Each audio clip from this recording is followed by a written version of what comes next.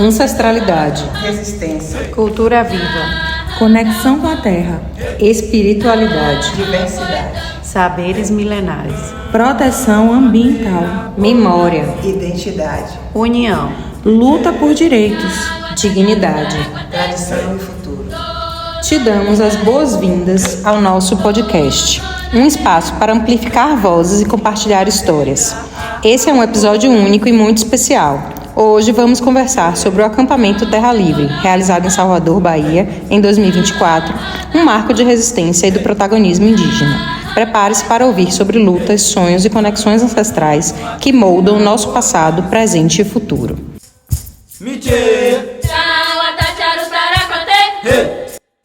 Bom, meu nome é Vanessa Pataxó, eu sou indígena Pataxó da Aldeia de Coroa Vermelha, faço parte do Mupoíba e de alguns coletivos que compõem o movimento indígena da Bahia.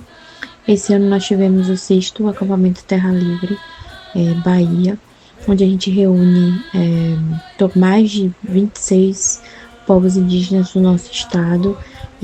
Nós marchamos até Salvador, ficamos ali acampados no centro administrativo da Bahia, o local do nosso estado onde são negociados questões relacionadas à educação, à saúde, né, aos direitos.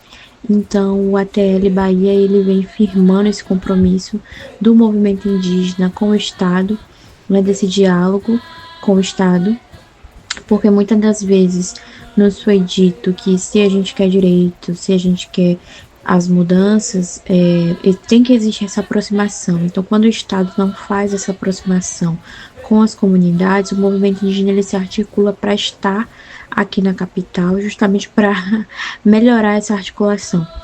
Existe o ATL Brasil, que é sempre em abril, onde todas as organizações a níveis estaduais e nacionais se reúnem, mas a gente sempre fala, nós do movimento indígena, que é na base que a gente fortalece as nossas lutas, né? É dentro dos nossos estados, é dentro do movimento do nosso estado, né? Das nossas regiões, que a gente fortalece essa luta. Então, o ATL Bahia ele é diverso e a cada ano ele vem mudando, né? Vem trazendo novas estruturas, mas principalmente engajando mais jovens, mais lideranças estarem à frente, principalmente mais mulheres. Hoje o acampamento tem um cenário totalmente diferente do primeiro. Hoje a gente já tem uma estrutura melhor, já tem uma participação mais afetiva, mais desses jovens, das comunidades, das mulheres, das crianças, dos anciões. Então o acampamento Bahia, o ATL Bahia, ele é um compromisso dos povos indígenas, né? É esse chamado que a gente faz todos os anos, principalmente para reivindicar direitos, mas principalmente para fortalecer o movimento indígena no nosso local, né, do nosso estado. Também tem enfrentamentos, né, em conseguir agendas com deputados, conseguir agenda com o governador, é justamente trazer o movimento indígena para a capital e mostrar que nós, povos indígenas, existimos, resistimos e somos sujeitos de direitos, né, que podemos reivindicar melhores condições de saúde, de educação, e estar em Salvador, demarcando Salvador, né, como território indígena, é mais um ato de resistência, é mais um ato, né, em que nós colocamos as nossas reivindicações e as nossas pautas para que a população baiana como um todo reconheça e se aproxime das nossas temáticas. E é isso, o acampamento ele é esse espaço político, social, construído, né, pelas lideranças, pelas comunidades. É um local muito rico, a gente fortalece também espiritualmente as nossas lutas.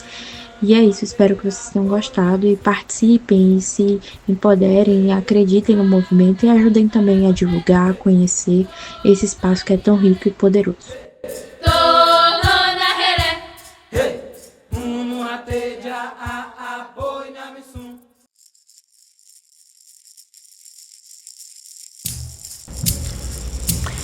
Nós somos Andréa, Clara, Mônica, Patrícia, Tiala e Carol, alunas da pós-graduação em Saúde, Ambiente e Trabalho da Faculdade de Medicina da Bahia, um programa da Universidade Federal da Bahia.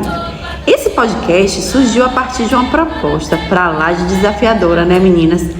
De uma de nossas professoras, Ana Angélica, para refletir, debater e produzir um material audiovisual a partir das experiências vivenciadas no 6º acampamento Terra Livre, uma edição do Encontro de Indígenas da Bahia, prevista para acontecer aqui em Salvador durante o mês de novembro do ano passado. E é claro que a gente amou a proposta, não é? Nos dividimos em duplas e, como pesquisadoras que somos, preparamos um roteiro de perguntinhas, preparamos o gravador e o termo de consentimento livre esclarecido e lá fomos nós. Vamos bater um papo sobre os principais assuntos abordados durante a visita ao 6º ATL 2024, trazendo trechos importantes sobre os povos indígenas, para que a gente possa dividir com vocês um pouco do que aprendemos lá sobre os desafios enfrentados pelos indígenas no acesso ao SUS, a relação deles com os profissionais de saúde e sobre as práticas de saúde ancestrais desses povos. Não tem como falar de SUS sem falar de direito. Relembramos que desde 90, o artigo 2º da Lei 8080 define que a saúde é um direito fundamental ao ser humano, devendo o Estado prover as condições indispensáveis ao seu pleno exercício. Mas a questão é, na prática, o Estado brasileiro tem garantido o exercício desse direito à saúde aos povos indígenas? Antes de levar essa pergunta a campo, pesquisamos um pouco mais sobre a Política Nacional de Atenção à Saúde dos Povos Indígenas para entender como funciona. Segundo informações disponíveis no Ministério da Saúde, na década de 50, foi criado o Serviço de Unidades Aéreas, o SUSA, que tinha o objetivo de levar ações básicas como vacinação, atendimento odontológico e controle de tuberculose às populações indígenas e rurais em áreas de difícil acesso. Ampliando esse modelo de atenção, em 1967, juntamente com a criação da Fundação Nacional do Índio, a FUNAI, vieram as EVs, Equipes Volantes de Saúde. Elas são formadas geralmente por profissionais da área de enfermagem que passaram a realizar atendimentos esporádicos nas suas áreas de atuação, prestando assistência médica, aplicando vacinas e supervisionando os agentes de saúde locais. Após a década de 70, a FUNAI foi perdendo a força e as EVs acabaram se fixando nos centros urbanos, espaçando ainda mais seus atendimentos, até deixarem de existir. Um dos motivos atribuídos a essa decadência foi a falta de investimentos públicos no planejamento e na organização das ações, impactando principalmente a qualificação de funcionários para atuar com comunidades tão diferenciadas. Pois é, Carol, só a partir da Constituição Federal de 1988, menina, a Lei 8080 de 1990, né, é que a pauta de saúde indígena ela foi retomada, culminando em 1994 na criação do modelo de atenção integral à saúde do indígena. Para entender como esse modelo de saúde funciona na prática e os principais problemas de saúde enfrentados pelos povos indígenas e sobre o atendimento disponível nos serviços de saúde, destacamos a falta de empatia e o respeito dos profissionais com os indígenas, negando o atendimento das unidades básicas de saúde do SUS e reorientando a busca por casais e casa de saúde indígena. Já pensou? Embora saibamos que a qualificação dos profissionais é importante tão quanto a organização dos polos básicos e dos distritos sanitários especiais indígenas, o DICEI, como parte das ações da Política Nacional de Atenção à Saúde dos Povos Indígenas, a complexidade do fluxo e a falta de clareza das informações para os usuários torna a sua efetividade ainda menor. Diante desses relatos, seguimos questionando sobre o que faltava no atendimento dos profissionais de saúde nestes locais e ouvimos palavras tão conhecidas como acolhimento, humanidade, respeito à nossa cultura e até uma linguagem mais simples, fazendo referência à dificuldade de compreensão de alguns termos técnicos utilizados pelos profissionais e também a barreira linguística, importantíssima, né, entre os diferentes idiomas falados, como o português e o tupi-guarani. Pois é, Mônica. Foi muito falado dentre essas práticas do cuidado com os indígenas. Nas nossas conversas foi destacada a importância do uso das plantas medicinais, como por exemplo a babosa, Maria Preta, a Eva Botão, trançagem e o uso até em saladas para a prevenção de doenças. Então, para eles, a utilização de plantas medicinais no tratamento de doenças como diabetes, febre, dores, problemas de útero e outras infecções, além também do uso nas orações, nos rituais de cura realizados pelos pajés.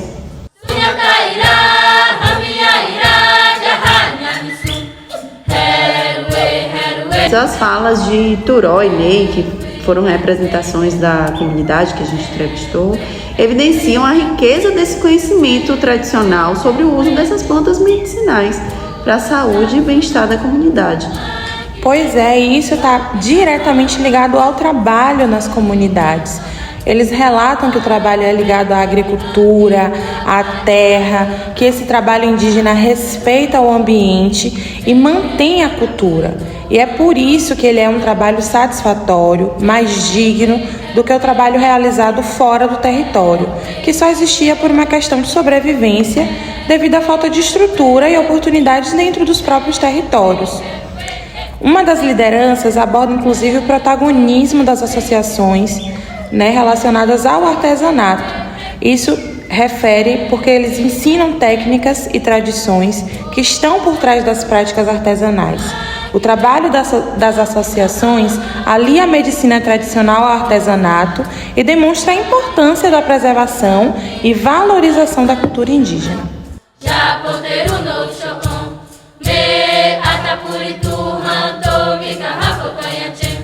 Então, gente, a gente está chegando ao final aqui dessa primeira gravação, esse nosso primeiro podcast. Essas pesquisadoras. Cadê o coro, meninas?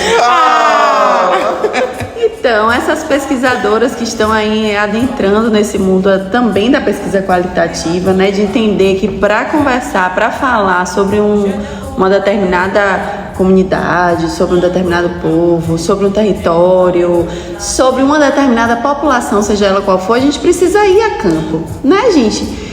E a gente aprendeu que não basta só ler o livro, ler a publicação, a gente precisa realmente estar inserida nesse contexto. A gente saber que o quanto a gente aprendeu, assim, a importância de conservar o meio ambiente, preservar, porque afinal de contas o meio ambiente não é lá fora, não está lá fora, somos todos nós, Então, a gente preservando o meio ambiente, a gente preserva também a nossa existência aqui enquanto seres humanos. A necessidade de formação dos profissionais. Nós aqui, profissionais de saúde, com certeza muitas coisas a gente nunca tinha ouvido falar. Verdade, Tati. Então, assim, agregar esses conhecimentos, Com certeza. Eu acho que é bem bacana.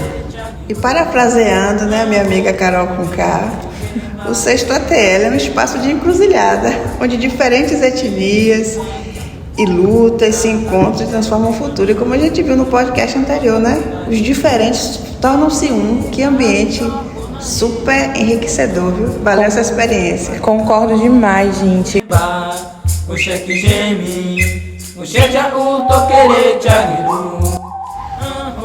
Então, Carol, Moniquita, os povos indígenas da Bahia, eles nos ensinam que resistir é também celebrar a vida. E o acampamento Terra Livre de 2024 foi um lembrete poderoso de que a luta pela terra, pelo respeito e pela preservação dos saberes ancestrais não é só uma causa indígena, mas uma causa de todas nós.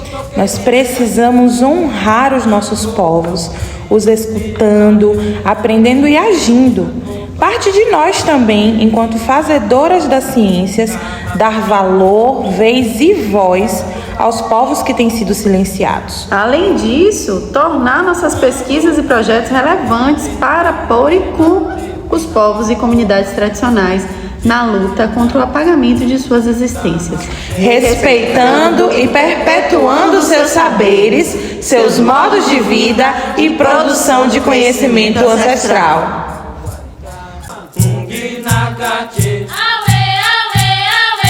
Que possamos construir juntas um futuro onde o respeito às nossas raízes seja a base da nossa evolução.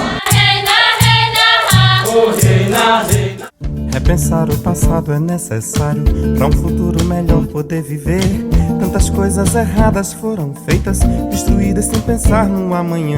Eu não sei nada verdade o que dói mais. Se é morrer pra não ver o triste fim, ou viver num presente de lembranças da natureza que foi e não voltará. Acreditar, ter esperança não faz mudar o quadro grave, impossível reverter. Entender que inchar não é crescer e frear essa falsa evolução. Pra que por que tanta tecnologia, se nem os rios aprendemos preservar? Substituir índio por gado, ribeirinho por usina nuclear. Mas que tanta injustiça é essa?